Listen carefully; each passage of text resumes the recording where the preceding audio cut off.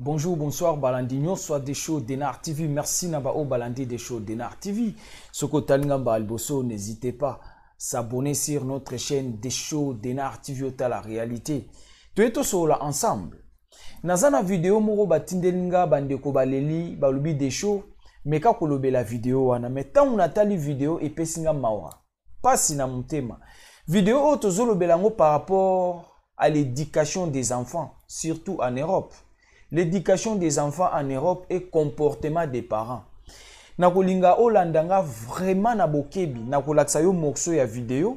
Nazo laksa yo vidéo wana otala omona makamnini leki. Après ngana peso ba piste.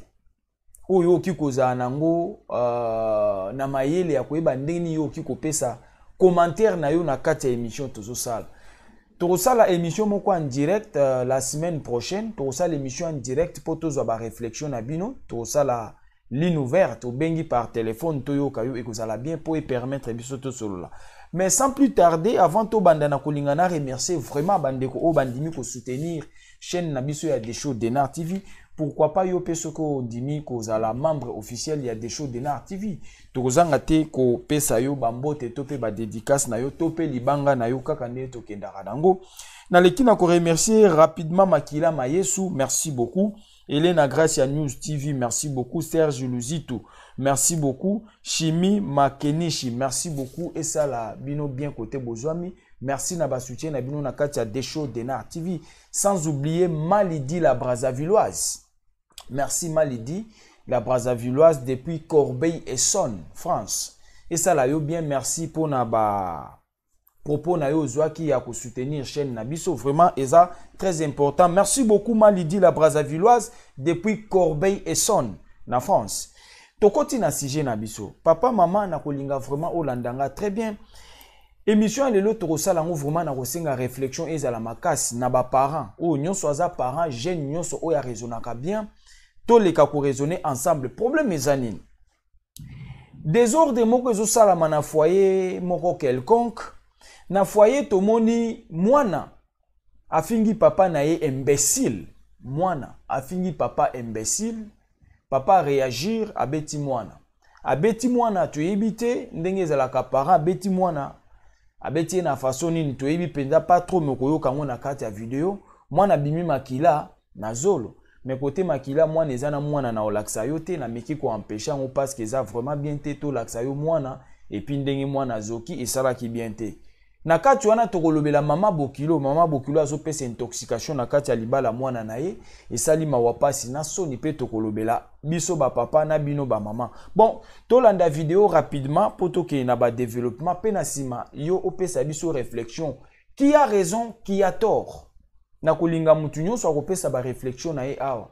Pesa biso réflexion tant que maman. Premièrement, tant que mutu ayebi nzambe.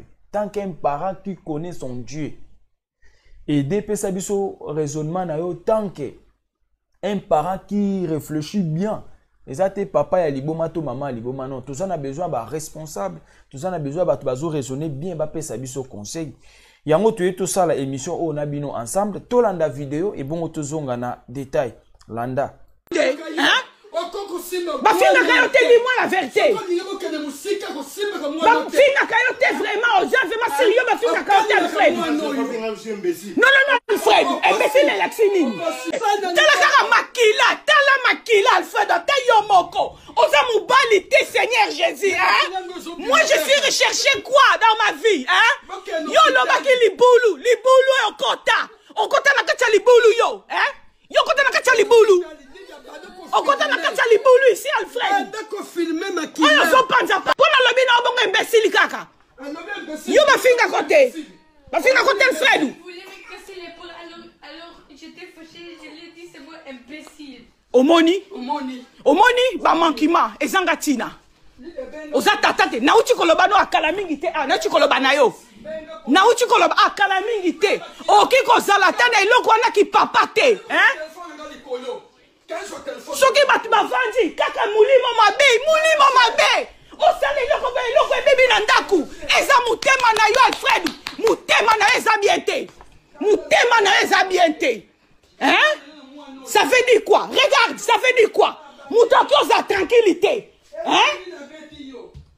Donc il faut bien surtout ça dans la prière pour na yo. To priaka pour na kanda na yo colère na yo zanango. To priaka. Donc yo ki oboma moi no so biso to zate. Oza papa te et ça la maraté. Tu penses même aux enfants tu penses pas.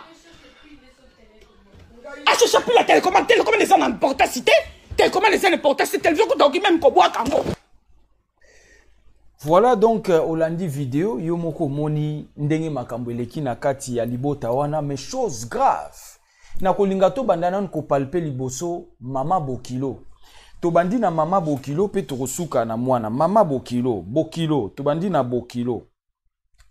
Comment expliquer bande konanga to yokana bien des shows d'Enar TV? Ni pour, ni contre. Rouge comme rouge, noir comme noir. Tozawana. Natuni boy. Mama Bokilo penda na ndako libala ya mwana no amwasi. Mama Bokilo. Ozotinda mwana no amwasi. Filmer ye penda bien. Et puis ozoye pisa soko lingi yoba kanga yote penda na ndako aussi la carrière. Mama Bokilo. Mama Bokilo a copé cette intoxication na libala mwana na ete yaya. Tozala vraiment batu. Tu as eu problème ndenge leki yango na lobi to okende cas par cas to bandi na mama Bokilo. Baza 4 personnages Bokilo, papa, moi sina mwana to bandi na mama Bokilo. Comment mama Bokilo ya solo? Ata toza na bamboka poto ango to lobi na poto ango respect sila biso na yebite. Ba mindela ngo to yaka kokota na bamboka na bango to mona bango pe na ba comportement on a te mundele na obi mundibu te mundele. Pas mundibu, mundele. Mais ba comportement na to copie ba comportement bandibu ba to saka Bokilo te, ba to saka bande kwa mobali te ya mwasi te, les bandibus sont comme ça. Mais nous Congolais, particulièrement biso Congolais, les Africains particulièrement Congolais que nous sommes, les Bantous, comportement au pana biso ezalaka te, mama Bokilo akobanga Bokilo na ye. Quel que soit les cas qui ba problème ekotaki na famille, oui to boité. Ba erreur ezalaka. Mais mama Bokilo revandi sa mobali na se. Parce que faut zwa ki autorité wana ya ki mama. Na mwana no amwasi na mobali na ye bango tout baza bana na bango nyonso mibale. Baza bana no ba revanda na se. O sololi na bango tranquillement. Mama Bokilo apelisaka moto te. Wana ezanda kwa libala ya mwana na yo. Bon, tobo ite loko apoto tobanga rate ata mobali yango akei leta kofuta mbongo tokolia na biso. C'est ça, ba dégâts yango wana. Pona Kinshasa mobali ba repese respect parce que azana responsabilité ya famille. Mais ya poto pe responsabilité za la rate. Papa ata oké na yo. Leta kofuta biso mbongo tokolia na biso fufu. Donc responsabilité ou bien sans sa mobali na poto eza rate. Respect ya mobali na poto ezate. Pour l'état chambongo wa ofele. Ya on a tout na miko nyonso. Soki mbongo wana ya ofele ezalaki te est-ce que meto kabwana akabwe pour na minute wana valeur a mobali elingaka yebana muto alesaka ndako alingaka yebana oui bien sûr moi si pas ozala osala mais mobali alingaka za na moi valeur moko boy oyibi ba mindele batia bambongo na bangwana ya bambongo moko démoniaque elongola valeur a mobali na kati ya foyer elongola respect a mobali na kati ya foyer même devant ses enfants c'est ça. Parce que mama Bokilo mwana no azoswana na mobali na ye mama Bokilo akoti. Filme ye. Na yebisa ki ezala mbala suka soko lingi penda okanga mate okende musika pona mwana oyo. Continue kaka na mwana oyo mama Bokilo. Video ezali mulai na kati poko to musu kuna bazo ganga bana bazo lela tout ça c'est pas aussi bien pona bana ndenge bazo lela. Yango nga na kati na zui essentiel. Mama Bokilo ozoko intoxiquer mwana mwasi afinga mobali na ye. Mama Bokilo yo moko zo ose voix ya ko s'attaquer na Bokilo na yo na kati ndaku na bango. Non yaya. Culture africaine ezalaka boete. Ba mama na biso na tuna mikonyo sokolongwa na Kinshasa to ye na poto biso tout okoma bana. Non yaya. Non eza ba erreur. Yo no linga landa ba piste o nga na opesa. Nga na opesaka ba piste yo rolobani na suka. Toza na besoin ba sage ba commenter na vidéo oyo. Tolongo na problème à maman Bokilo, to nga tolobaka problème ya intoxication. Maman tango za na ndako mwana no ya mobali, to ya mwasi. Tu peux pas te mêler. Vous ne pouvez pas vous mêler à des choses comme ça. Ok, jamais qu'on se mêler, maman, vous ne pouvez pas vous mêler à des situations comme ça au quotidien kati yo poche maloba. Et surtout plus l'intoxication, non. Biso to yebara maman Bokilo so azovanda na ndako Bokilo na ye. En tout cas, ce qui problème est ça, robenga papa Bokilo na yo ovandisi na se osololi na ye. Et ce qui moi na linga so na mobile na minute wana robenga moi no mwasi osololi na ye, oui. Quand déjà déjà, mais maman Bokilo kokai ko tia malobate. Oui, ba okai ko so na po maîtrise ezangi po moi na zoki. Ba okai ko so na mwasi na mobile, mais maman Bokilo fallait garder la bouche bée, cousi. Zela bango tita onkande ko si lo vandisi na mwana no mwasi na mobile nde yo pesi conseil tant que maman. Mais, chose grave, comme on a maman Bokilo, bah sangali na mwasi pour attaquer son Bokilo na kati andako. Et ça li mawapas na son. Tolongwe na point ya maman Bokilo, toye na point ya papa. Oya beti mwana. Na lobi boy, webi moko photo za kana molimo ya ki papa. Webi monso ki yankeza ki trop tant to za ki na jeunesse tant to bandai kokola moi ki yankeza ki trop. Yaya ceux qui yankiwane continue tina ndaku na yo na bana, c'est pas bien. To monaka un homme ou bien mwana mobali soka si akoli abali aboti. Moi ba comportement chanzaka, maturité il faut changer, mais zana ba papa mususu akolaka yanki. Nandenga abala yanki, nandenga abota bana yanki, ki yanki chanzaka te. Ki yanki chanzaka te, nanda kozaka ka yanki, na bana no yanki. C'est pas normal. Comment papa okiko beta mwana na yo, je ne sais pas beti mbata ou quoi, nde ba onyo soupe ba opota na ba ebite a beti nini. Ka ndengo ki mama zo gango beti nini, olingo buka ye liboko tout consort.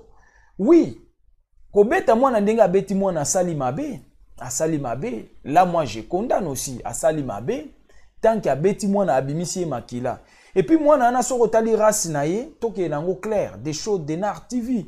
Rien que la vérité, ni pour, ni contre. Rouge comme rouge, noir comme noir. Tout est avec vérité. Moi, on a une race, mon corps race mélangée. Je ne sais pas, Mundibu na congolais, ou bien, en fait, Mundibu na congolaise, ou bien congolaise na mundele. Pour avoir une race métisse. Aux Hollandes. Avoir une race moko métisse. Na yebita à cause de la moine mundele to Mundibu. On ne sait jamais. Pourtant, on yaki, en fait, tant que tu es en Afrique, tu as un poso pembenyo so mundele nzoka bandibu bazali okanisa mundele nzoka mundibu. Moi na ana zana moi race moko de métis. Moi na ane mona kizia ya mobali wanate. C'est-à-dire babota ye libanda. Moi si abotara libanda avant bakutana na mobali. Comment na siko ndenge mobali wana se comporter na moi na on sali bien te, sali mabe makasi. Sali mabe makasi. Ko beta ye na façon wana non, ezalaka te.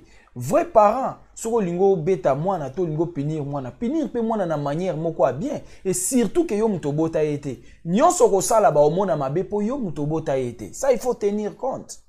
C'est vice versa. Même maman so boko la mwana mobile no yo so beti mwana mobile no ba omona ka mabe. C'est-à-dire il faut ko zana mwa manière moko boya ok nango avec douceur po ba accident ya boye yate.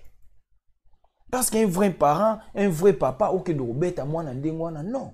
Obeti mwana bimisi makila et sali bien te et sali mabe.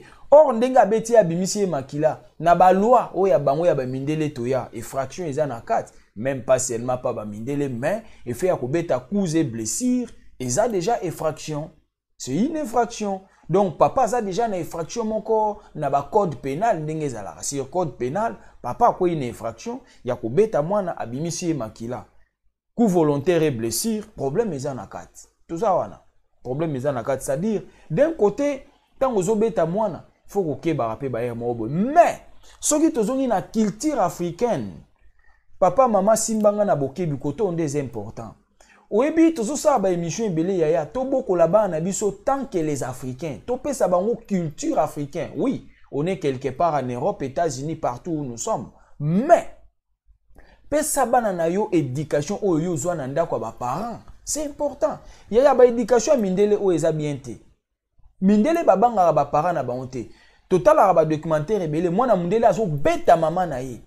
mwana mundele azo beta tata na ye na kati ya ndako ya ba parents to mona ngo ebele mais soki biso toke kolanda ba éducation wana to bungi peuple oyo atika culture na ye aza peuple oyo abunga c'est ça biso toza ba africain to sa ba émission ebele papa maman pesa bana éducation na biso ya biso ba congolais ya biso ba bantu pesa mwana éducation africaine c'est très important si boye kolanda ba éducation ba mindele yango nde ba dégâts côté ezali biso to mona na Kinshasa tango tozokola na bino papa maman simba na bokebi to sola ndenge biso na bino tokola na Kinshasa papa oki ko beta yo ozoki ça dit rien c'est mon père ça dit rien il y a des pères il y a des papas ou ba beta bana ba buki ba même les boko par accident pas des papas voyous hein non le ba par accident parce que yependenga beti mwana neza par accident to kola na ba famille mususu to mona camarade tel ba beta ki na papa na bango liboko ebukani par accident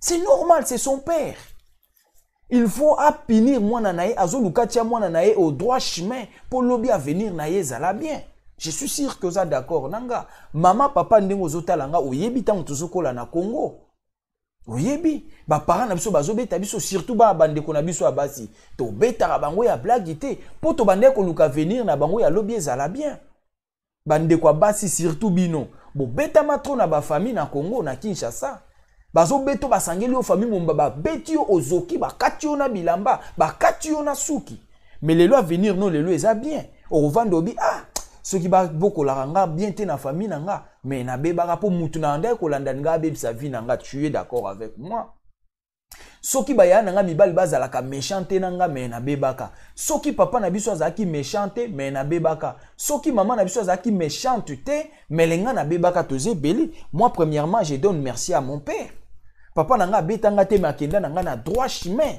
si ce n'était pas le cas baninga nanga belé le bazan à Kinshasa ba voyou ba kuluna ba tapusu voilà mais papa nanga bande ko laksanga comment vivre pour lobina zala o nazala lelo des shows mais également papa maman yo pe na ndako yebi ndenge ba bokola kayo na ba parents non soka betu po boma yo te azo beto po na avenir na yo ya lobi ya ona zongsiona na mwa koto wana yo ba beta kayo na Kinshasa ezaka mwana na ndenge azoki te na yebi ke na bato ebele ba opesa ba témoignage papa beta yo zoka mama beta yo zoka bandeko ba beta yo zoka okufa te ezaki po lelo ozala ndenge yo ozali po soki batika ki yo melo baby c'est ça chez nous soki papa beti yo na ozoki na obukani ça dit absolument rien c'est son père qui donne l'éducation à son enfant c'est ça mais biso to kolanda mamba ba mindele awa baloba na bana te mais kasi yango pe bana ngo bazobeba baloba na bango te ndenge ni esali bien te mais d'un côté ndenge papa beti selon na ndenge ki mundele oto ya kokota na ba culture oto yebite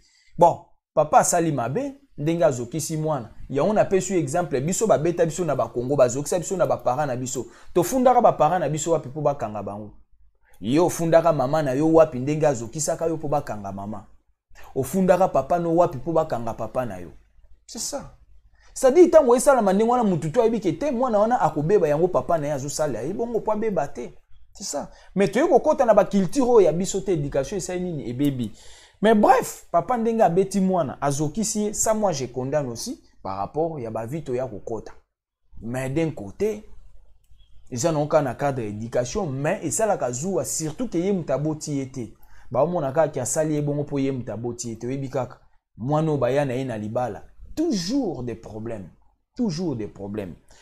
tokangi na point ya papa asali mabe abeti mwana ye mais zonga sima na culture africaine pour comprendre mais bref papa abeti mwana asali mabe ba mama bino mo bo pesa conseil na kati yao tozongi côté ya mwasi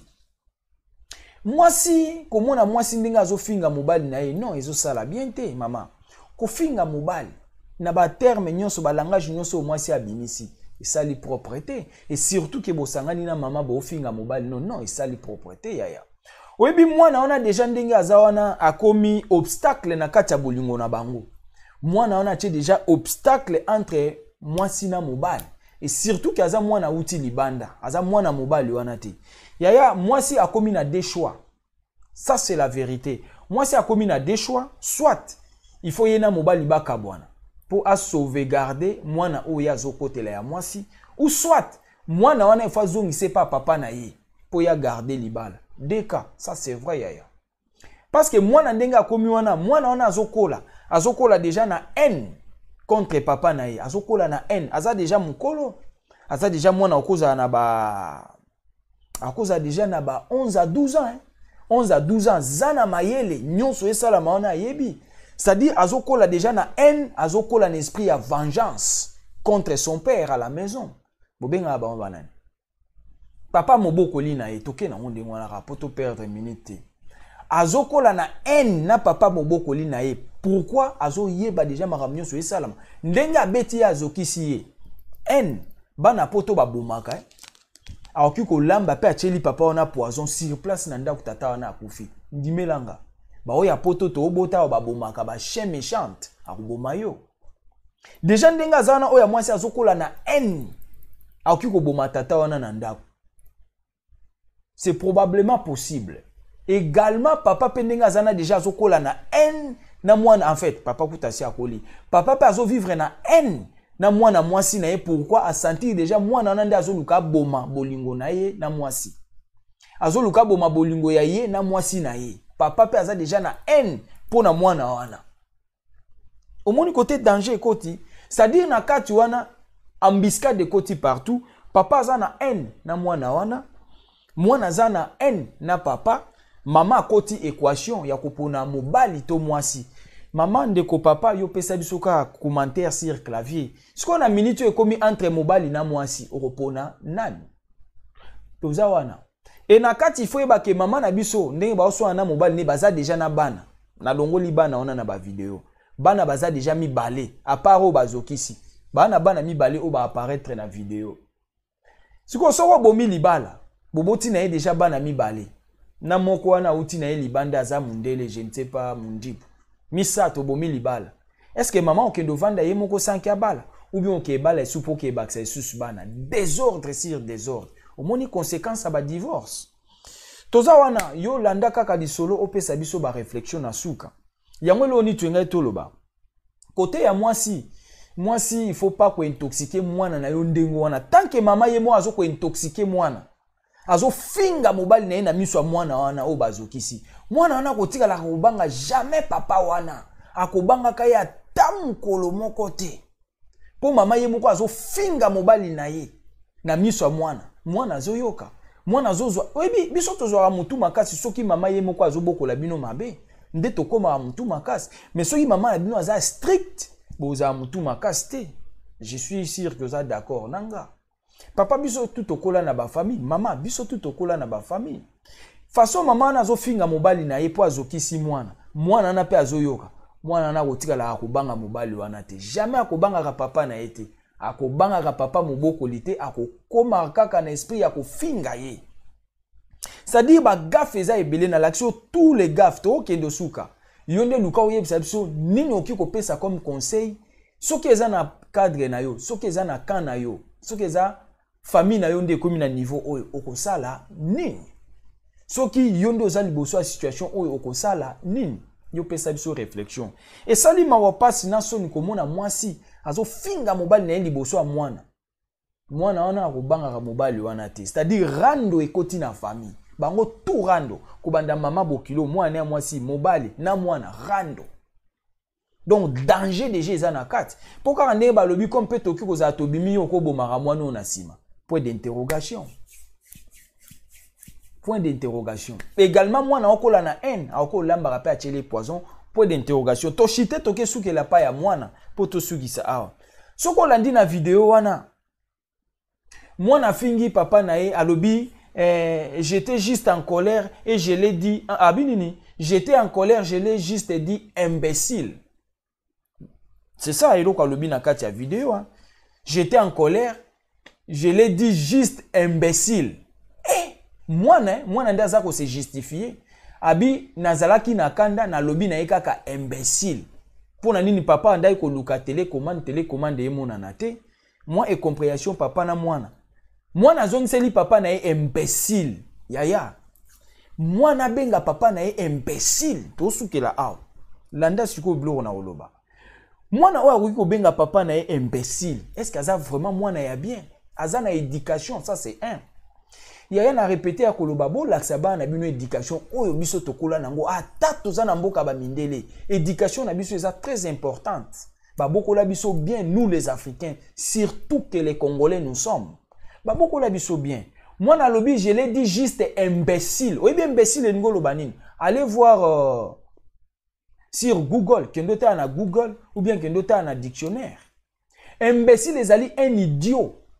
Une personne qui manque la capacité intellectuelle. C'est ça, un imbécile. Un idiot. Imbécile, c'est un idiot. Une personne qui n'a pas la capacité intellectuelle. Un con. Talaba mwana nyo sono yebso des significations ya imbécile angwana un con, idiot. Ça veut dire un bourrique. Jipsanga kote wana mwana na âge à 12 ans, soit 11 ans. Abenga papa na con, idiot, bourrique, imbécile. Non, non, non, non. Non, papa on a sali mabe wana te stolobi, mais non. Quel genre d'enfant? Et puis moi nazo confirmer on a vidéo. Moi nazo confirmer on landa oyo kandenga afingi soki oyo ka kite comme ça to zonga na yibso skoni na loba. Landa to yoka. J'étais fâchée, je l'ai dit, c'est moi imbécile. Omoni? Voilà, mot à utiliser à l'obiboué. J'étais fâché, je l'ai dit seulement imbécile. J'étais fâché, je l'ai dit seulement imbécile, seulement imbécile. Hey, mwana, afinga tate ya mukolo ndengwana imbécile.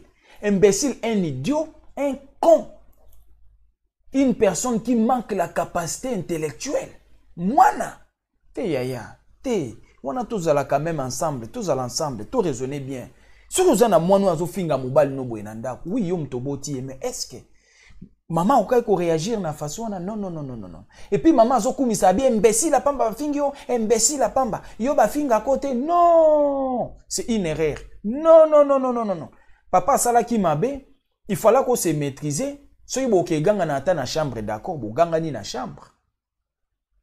Ingeza ande mususu. Mais dire que yo ba finga côté, soka fingo imbécile nde sali nini. Ah! Na ebité ba François ba na bino ba oya ko yekola na poto. Omoni ba François biso to tanga na RDC, ba o l'axo gravité, to grandeur ya mot. Gravité nango, quand est-ce que tu peux l'utiliser ou bien soki o utiliser ango gravité ko zala nini. Wana nde ba français to tanga ki na Kinshasa. Français na biso na to négligeara yaya kako ebukana eza français moko bien construit comment dirais-je français moko bien instruit, c'est ce que j'allais dire, bien instruit ba tangisa biso bien bazo l'axo gravité ya mot wana ki koloba nango na nani et puis quand gravité des mots imbécile, allez voir imbécile na dictionnaire kendo ta na dictionnaire luka na Google imbécile. Mais na ebité bano ba oyo tanga na poto ba bimisaka ba gros momoko na mituna est-ce que na classe kuna ba laksaka bango ba moana ba gravité nango ou bien comment ou bien ce sont des français ramassés comme ça dans le riz peut-être. Mais biso peut to ramasaki ba français ya ba riz mais ba français ari wana soko tout ni moi professeur mais prof signification penda ya mo imbécile e koza anini. Akoyi biso eza momoko grave à ne pas utiliser, à ne pas employer, plus grande que vous. Jamais. Jamais. Oki ko utiliser en côté. Mais ba no bito o tozo ko bota na poto. Ba utiliser ba gros mots kakaboy. Sans avoir peur. Alobi ne seulement imbécile, mais allez voir imbécile et laxinine. Et maman za ko soutenir non yaya.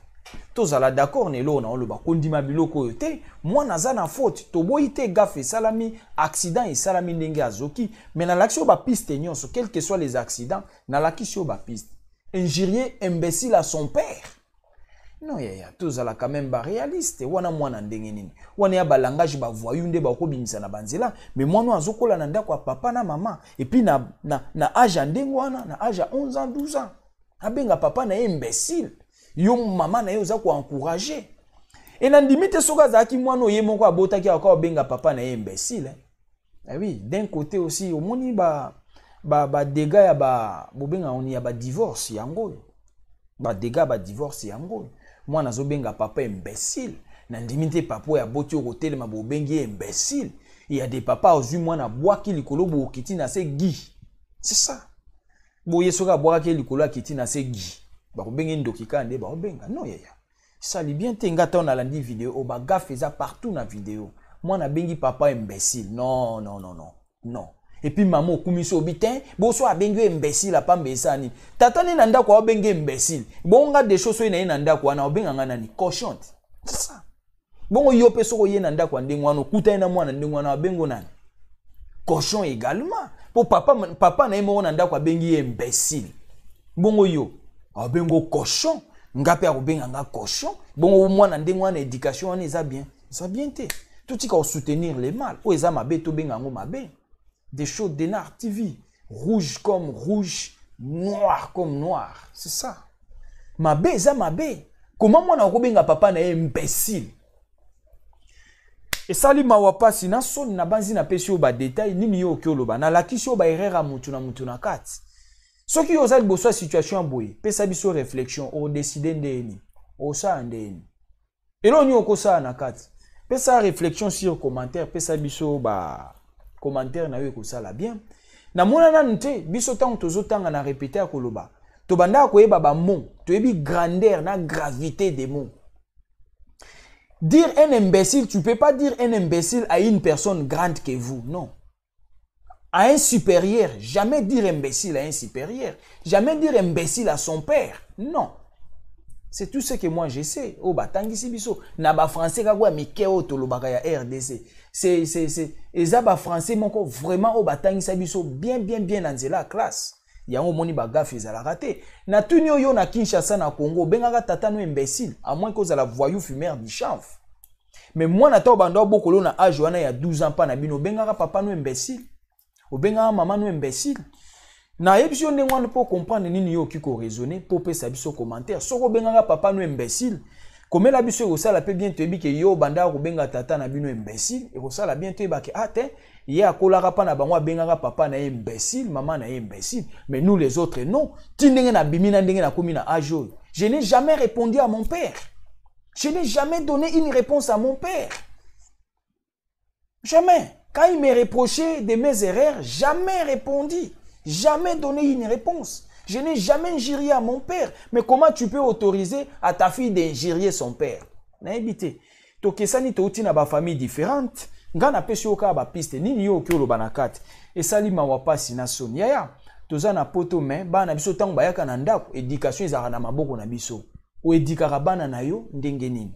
Moi no azobenga mobali na yo imbécile. Bongo nga de choix obenga nga nani. Pesa réponse na ndako ekosala bien pour comprendre que éducation wana eza éducation ya mabe, eza éducation à ne pas encourager bien que papa na ye asali erreur ya kobeta ye mais na lobi na Congo ba beta biso bazokisa biso to mona te bakangaka tata na bino po abetaka yo, to mona te bakangaka mama na bino po azokisa yo to mona te. Mais na poto likolo ba mbongo na bango na ba loi na bango to bunga to landa ba éducation o eza ya biso te esali mawapasi na soni. Voilà o to nga to lo ba yango wana. Ba remerciement nanga rapidement bambo tepe ba dédicace Florence Wissi de Suisse. Florence Wissi de Suisse na pesio bambo tebele na Monakio Esther Tabala Ladine Tefo bambo tebele Joli Pembe bambo tebele Mardoché Ardiso merci beaucoup. Charlie Louko merci. Colette Mafuta merci beaucoup. La douce Patricia d'Orgines, merci beaucoup Nabino Nyonso. Merci na maman Nabiso Lydie la Brazzavilloise depuis Corbeil-Essonne, France. Voilà où tu es tout le bayangwana et ça lit bien. Pesa biso kaka ba commentaire sur clavier elo ni yoko lo banakat na l'action ba piste na l'action vidéo au mon événement ndenge leka ki yebsa biso yo kanisini na kat qui a raison qui a tort. So oza liboso ya situation boye décision ni yoko zwa ni nyoko sala. Nyonso na expliquer, nyonso elobami etikali pa na bino. Commentaire si clavier ko sala bien. Benga des shows d'Enar TV na ba sujet ya bien to lo belango numéro na nga ngwana. Gravé tia na WhatsApp betela biso lisolo ya bien ya par na yo to lo belango o ekomeli yo komela ba misuste ko sala bien. N'oubliez pas, partagez votre émission pour informer les autres. Tout ça la large diffusion ko sala bien. Aimez commenter votre émission. Ezala ki abino humble serviteur. L'homme de bonne foi zala branché ba émission Zakoya. Ciao.